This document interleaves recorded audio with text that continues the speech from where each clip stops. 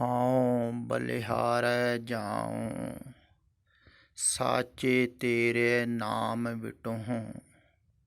ਕਰਨ ਕਾਰਣ ਸਭਨਾ ਕਾ ਏਕੋ, ਅਵਰ ਨ ਦੂਜਾ ਕੋਈ। ਰਹਾਉ ਵਾਲੀਆਂ ਪੰਕਤੀਆਂ ਵਿੱਚ ਨਾਮ ਦੀ ਮਹਿਮਾ ਦੱਸ ਰਹੇ ਹਨ।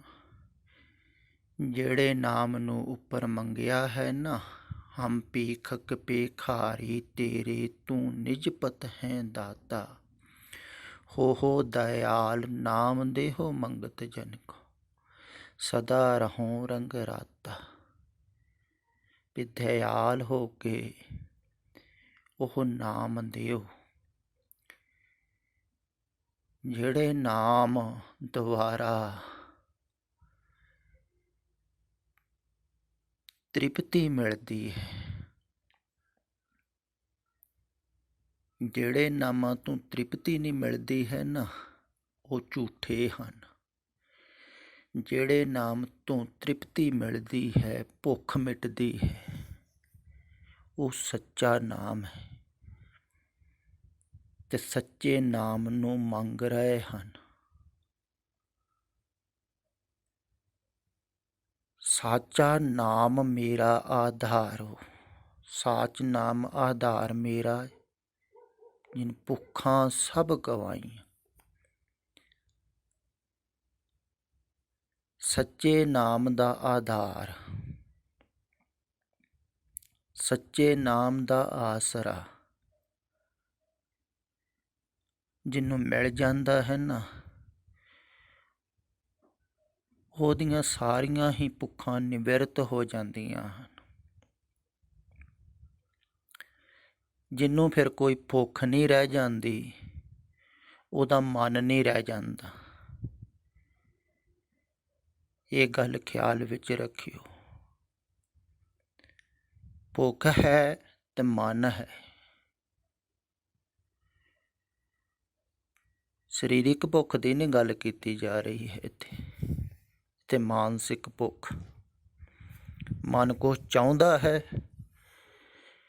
ਚਾਹਤ ਹੈ ਤੇ ਭੁੱਖ ਹੈ। ਭੁੱਖ ਹੈ ਤੇ ਮਨ ਹੈ। ਤੇ ਜਿਹਨੂੰ ਸੱਚਾ ਨਾਮ ਮਿਲ ਗਿਆ ਨਾ, ਨਾਮ ਦਾ ਆਧਾਰ ਮਿਲ ਗਿਆ, ਆਸਰਾ ਮਿਲ ਗਿਆ, ਉਹਦੀ ਭੁੱਖ ਨਹੀਂ ਰਹਿ ਜਾਂਦੀ, ਪੂਰਨ ਤ੍ਰਿਪਤੀ ਹੋ ਜਾਂਦੀ, ਸੰਤੁਸ਼ਟੀ ਹੋ ਜਾਂਦੀ। ਤੇ ਜਿਹੜਾ ਪੂਰਨ ਤ੍ਰਿਪਤ ਹੋ ਗਿਆ ਨਾ, ਜਿਹਨੂੰ ਕੁਛ ਨਹੀਂ ਚਾਹੀਦਾ, ਉਹ ਹੀ ਰੱਜ ਗਿਆ। ਉਹ ਹੀ ਹੈ ਰਾਜਾ ਸਗਲੀ ਸ੍ਰਿਸ਼ਟ ਕਾ, ਹਰ ਨਾਮ ਮਨ ਭਿੰਨਾ। ਪਰ ਸੱਚੇ ਨਾਮ ਦਾ ਆਧਾਰ, ਆਸਰਾ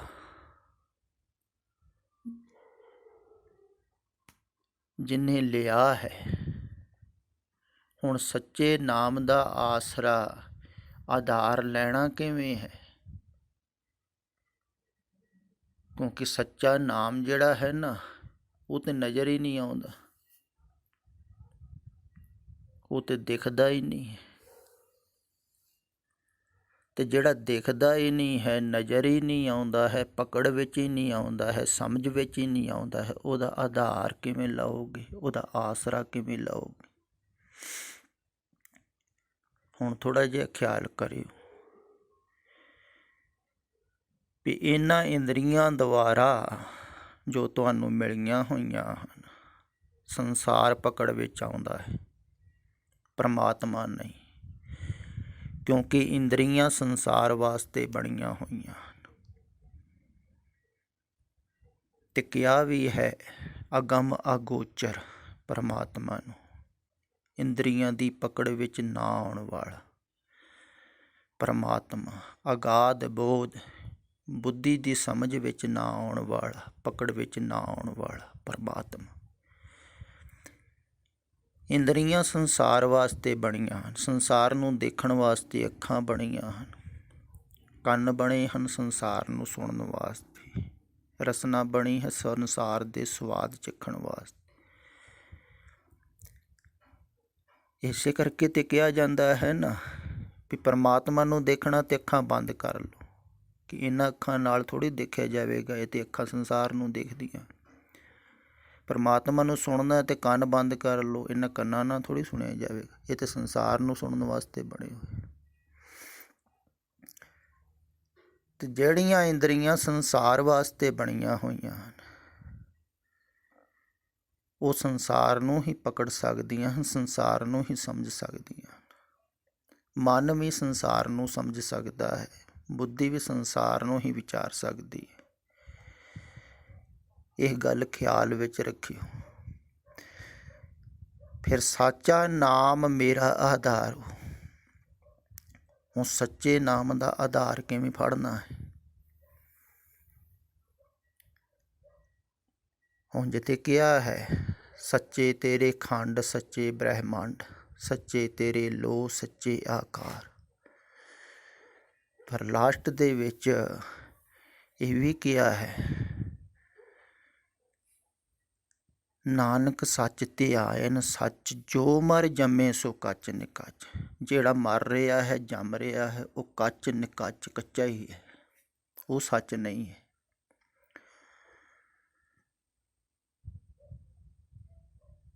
ਸੱਚ ਦੇ ਵਿੱਚ ਹੈ ਕੱਚ ਨਿਕੱਚ, ਪਰ ਕੱਚ ਨਿਕੱਚ ਤੁਹਾਨੂੰ ਦਿਖਾਈ ਦੇ ਰਿਹਾ ਹੈ, ਸੁਣਾਈ ਦੇ ਰਿਹਾ ਹੈ। ਚਾਰ ਛਪੇਰੇ ਤੁਸੀਂ ਜੋ ਦੇਖ ਰਹੇ ਹੋ ਉਹ ਕੱਚ ਨਿਕੱਚ ਹੀ ਹੈ, ਝੂਠ ਹੈ, ਅਸਤ ਹੈ। ਫਿਰ ਝੂਠ ਦਾ ਸਹਾਰਾ ਤੁਸੀਂ ਫੜੋਗੇ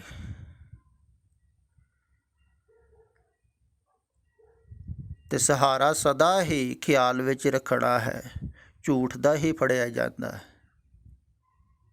ਕਿਉਂਕਿ ਜਿਹੜਾ ਦਿਖਾਈ ਨਹੀਂ ਦੇ ਰਿਹਾ ਹੈ, ਸਮਝ ਵਿੱਚ ਨਹੀਂ ਆਉਂਦਾ ਹੈ, ਪਕੜ ਵਿੱਚ ਨਹੀਂ ਆਉਂਦਾ, ਉਹਦਾ ਸਹਾਰਾ ਕਿਵੇਂ ਫੜੋਗੇ? ਇਸੇ ਗੱਲ ਨੂੰ ਖਿਆਲ ਵਿੱਚ ਰੱਖ ਕੇ ਨਾ ਪੁਰਾਣੇ ਸਮਿਆਂ ਦੇ ਵਿੱਚ ਲੋਕਾਂ ਨੇ ਸਹਾਰੇ ਛੱਡੇ ਸਨ ਸੰਸਾਰ ਦੇ। ਕਈਆਂ ਨੇ ਰਾਜ ਭਾਗ ਛੱਡ ਦਿੱਤਾ, ਪਰਿਵਾਰ ਛੱਡ ਦਿੱਤਾ, ਸਾਕ ਸੰਬੰਧ ਛੱਡ ਦਿੱਤੇ, ਸਾਰੇ ਹੀ ਸਹਾਰੇ, ਘਰ ਦੁਆਰ ਛੱਡ ਦਿੱਤਾ, ਸਹਾਰੇ ਛੱਡ ਕੇ ਤੇ ਤੁਰ ਪਏ ਜੰਗਲਾਂ ਦੇ ਵਿੱਚ, ਬੇਸਹਾਰਾ ਹੋ ਗਏ। ਪਰਮਾਤਮਾ ਦਾ ਸਹਾਰਾ ਨਹੀਂ ਫੜਿਆ ਜਾ ਸਕਦਾ। ਪਹਿਲਾਂ ਸੰਸਾਰ ਦੇ ਸਹਾਰੇ ਛੱਡੇ ਜਾਂਦੇ ਹਨ ਤੇ ਫਿਰ ਸੰਸਾਰ ਦੇ ਸਹਾਰੇ ਤੇ ਸਾਰੇ ਛੁੱਟ ਗਏ, ਅਜੇ ਪਰਮਾਤਮਾ ਦਾ ਸਹਾਰਾ ਮਿਲਿਆ ਨਹੀਂ ਹੈ। ਕਿਉਂਕਿ ਪਰਮਾਤਮਾ ਦਾ ਤੇ ਪਤਾ ਹੀ ਨਹੀਂ ਹੈ।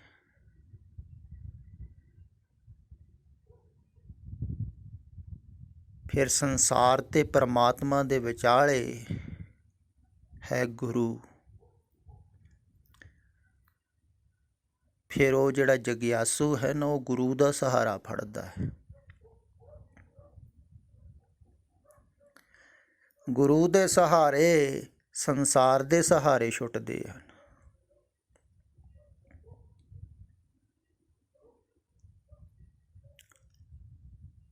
ਕਿਉਂਕਿ ਸੰਸਾਰ ਦੇ ਸਹਾਰੇ ਜਿੰਨਾ ਚਿਰ ਤੁਸੀਂ ਫੜੇ ਹੋ, ਸੰਸਾਰ ਦੇ ਨਿਰਭਰ ਹੋ, ਸੰਸਾਰ ਦੇ ਆਸਰੇ ਹੋ, ਤੁਸੀਂ ਖਿਆਲ ਕਰੋ ਤੁਸੀਂ ਡਰਦੇ ਕਿਉਂ ਹੋ?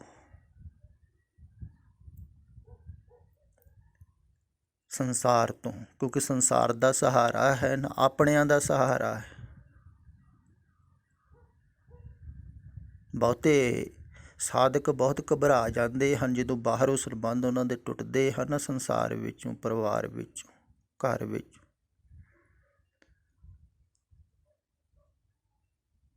ਤੇ ਘਬਰਾ ਜਾਂਦੇ ਹਨ ਵੀ ਜੇ ਸਹਾਰੇ ਛੱਡ ਦਿੱਤੇ ਜਾਂ ਛੁੱਟ ਗਏ ਜਾਂ ਸਾਰਿਆਂ ਨੇ ਸਾਨੂੰ ਛੱਡ ਦਿੱਤਾ ਫਿਰ ਕੀ ਬਣੂ? ਆਦਮੀ ਡਰਦਾ ਹੋਇਆ ਹੀ ਸੰਸਾਰ ਦੇ ਸਹਾਰੇ ਨੂੰ ਫੜ ਕੇ ਰੱਖਦਾ ਹੈ। ਕਿੰਨਾ ਚਿਰ ਫੜੀ ਰੱਖੋਗੇ? ਆਖਰ ਮਰਨਾ ਵੀ ਹੈ, ਫਿਰ ਮਰਨ ਵੇਲੇ ਤਾਂ ਛੁੱਟੇਗਾ ਹੀ ਨਾ। ਪਰ ਫਿਰ ਵੀ ਨਹੀਂ ਛੱਡਣਾ ਚਾਹੋਗੇ ਤੁਸੀਂ। ਜਦੋਂ ਜੀਂਦੇ ਜੀ ਨਹੀਂ ਛੱਡ ਰਹੇ ਹੋ, ਮਰਨ ਵੇਲੇ ਕਿਵੇਂ ਛੱਡੋਗੇ? ਤਾਂ ਬਹੁਤ ਕਠਿਨ ਹੈ ਸੰਸਾਰ ਦੇ ਸਹਾਰੇ ਨੂੰ ਛੱਡਣਾ। ਅਤੇ ਸੰਸਾਰ ਦਾ ਸਹਾਰਾ ਛੁੱਟਦਾ ਹੈ ਗੁਰੂ ਦੁਆਰਾ।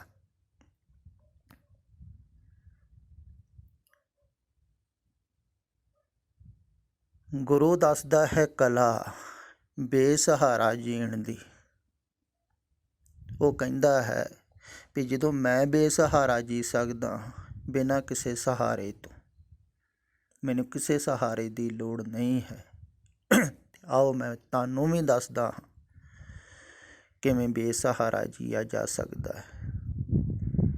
ਅਤੇ ਜਿਹੜਾ ਸੰਸਾਰ ਦੇ ਵਿੱਚੋਂ ਬੇਸਹਾਰਾ ਹੋ ਜਾਂਦਾ, ਕਹਿੰਦੇ ਹਨ ਨਾ, ਹੋਰ ਸਭੇ ਢਾਈਆਂ ਢੇਰੀਆਂ, ਜਦੋਂ ਸਾਰੀਆਂ ਢੇਰੀਆਂ ਢਹਿ ਜਾਣ, ਹਾਰੇ ਕੋ ਹਰ ਨਾਮ, ਜਿਹੜਾ ਹਾਰ ਗਿਆ ਸੰਸਾਰ ਵੱਲੋਂ, ਸਹਾਰੇ ਸਾਰੇ ਛੱਡ ਦਿੱਤੇ, ਛੁੱਟ ਗਏ ਸਾਰੇ ਸੰਸਾਰੇ ਸਹਾਰੇ, ਉਹਨੂੰ ਫਿਰ ਗੁਰੂ ਦਾ ਸਹਾਰਾ ਮਿਲਦਾ ਹੈ। ਅਤੇ ਗੁਰੂ ਫਿਰ ਪਰਮਾਤਮਾ ਦਾ ਸਹਾਰਾ ਫੜਾ ਦਿੰਦਾ ਹੈ। ਕਹਿੰਦਾ ਹੈ ਵੀ ਮੇਰੇ ਸਹਾਰੇ ਵੀ ਨਹੀਂ ਰਹਿਣਾ ਹੈ ਤੁਸੀਂ, ਕਿਉਂਕਿ ਮੈਂ ਵੀ ਸੱਚ ਨਹੀਂ ਹੈ, ਮੇਰਾ ਸਰੀਰ ਵੀ ਸੱਚ ਨਹੀਂ, ਇਹਦੇ ਸਹਾਰੇ ਵੀ ਨਹੀਂ ਰਹਿਣਾ ਹੈ।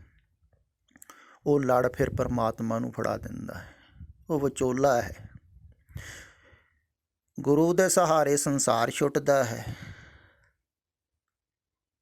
ਅਤੇ ਜਦੋਂ ਛੁੱਟ ਜਾਂਦਾ ਹੈ ਉਹ ਫਿਰ ਪਰਮਾਤਮਾ ਦੇ ਸਹਾਰੇ ਨੂੰ ਫੜਾ ਦਿੰਦਾ ਹੈ ਵੀ ਆਹ ਲੈ ਫੜ ਲੈ। ਅਤੇ ਜਦੋਂ ਉਹਦਾ ਸਹਾਰਾ ਮਿਲ ਜਾਂਦਾ ਹੈ ਨਾ, ਉਹਦਾ ਆਧਾਰ ਮਿਲ ਜਾਂਦਾ ਹੈ ਪਰਮਾਤਮਾ ਦਾ, ਸੱਚ ਦਾ, ਸਾਚਾ ਨਾਮ ਮੇਰਾ ਆਧਾਰ।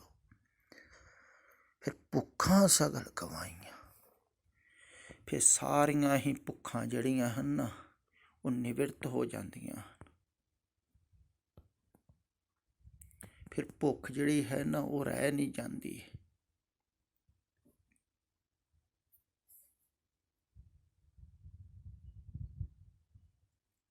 ਜਦੋਂ ਆਧਾਰ ਮਿਲ ਜਾਂਦਾ ਹੈ ਸੱਚੇ ਨਾਮ ਦਾ,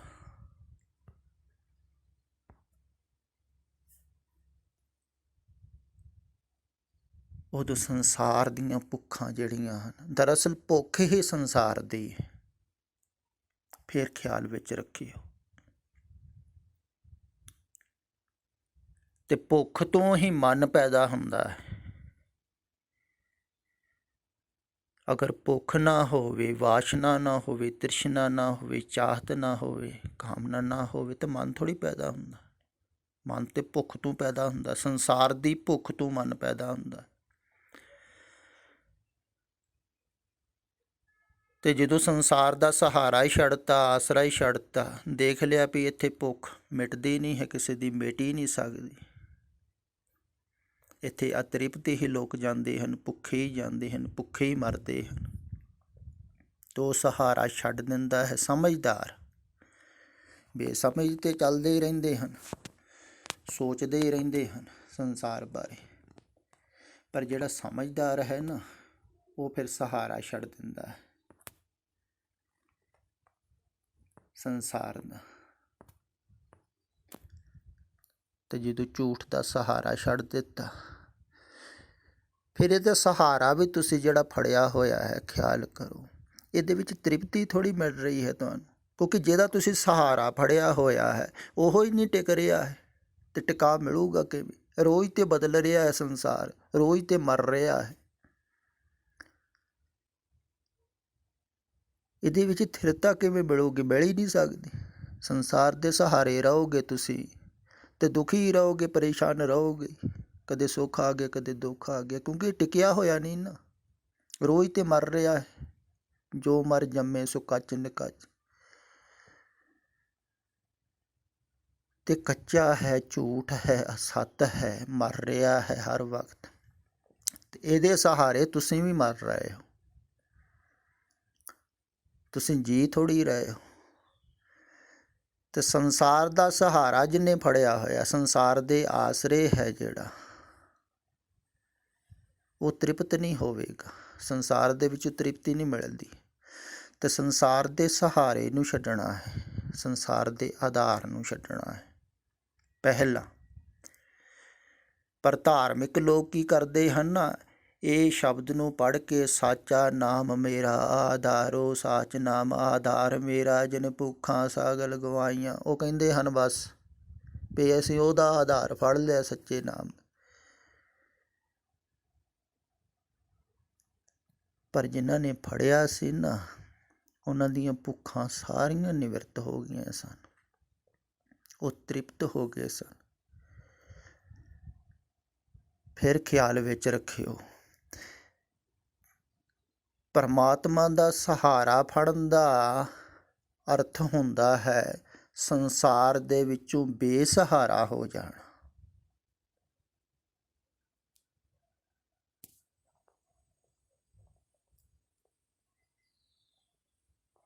ਇਹੋ ਹੀ ਕਾਰਨ ਹੈ ਵੀ ਬਹੁਤੇ ਸਾਧਕ ਜਿਹੜੇ ਹਨ ਬੇਸਹਾਰਾ ਹੋਣ ਤੋਂ ਡਰਦੇ ਹਨ। ਵੀ ਜਦੋਂ ਕੋਈ ਵੀ ਨਾ ਰਿਹਾ ਸਾਡਾ, ਕਈ ਵਾਰ ਧਿਆਨ ਦੇ ਵਿੱਚ ਵੀ ਐਸਾ ਹੁੰਦਾ ਹੈ, ਕਈਆਂ ਨੂੰ ਲੱਗਦਾ ਹੈ ਵੀ ਸਭ ਕੁਝ ਛੁੱਟ ਰਿਹਾ ਹੈ, ਸਾਰਾ ਸੰਸਾਰ ਗਿਆ, ਸਾਰੇ ਰਿਸ਼ਤੇ ਗਏ, ਸਭ ਘਰ ਦੁਆਰ ਗਿਆ, ਸਰੀਰ ਵੀ ਜਾ ਰਿਹਾ ਹੈ, ਮਿਟ ਰਿਹਾ ਹੈ, ਤਾਂ ਉਹਨਾਂ ਨੂੰ ਡਰ ਲੱਗਦਾ ਵੀ ਸਭ ਕੁਝ ਛੁੱਟ ਗਿਆ ਤੇ ਫਿਰ ਬੇਸਹਾਰਾ ਹੋ ਕੁਛ ਵੀ ਨਹੀਂ ਰਹਿਣਾ। ਡਰ ਜਾਂਦਾ ਹੈ ਆਦਮੀ। ਗੁਰੂ ਦੀ ਲੋੜ ਇਸੇ ਕਰਕੇ ਹੀ ਪੈਂਦੀ ਹੈ।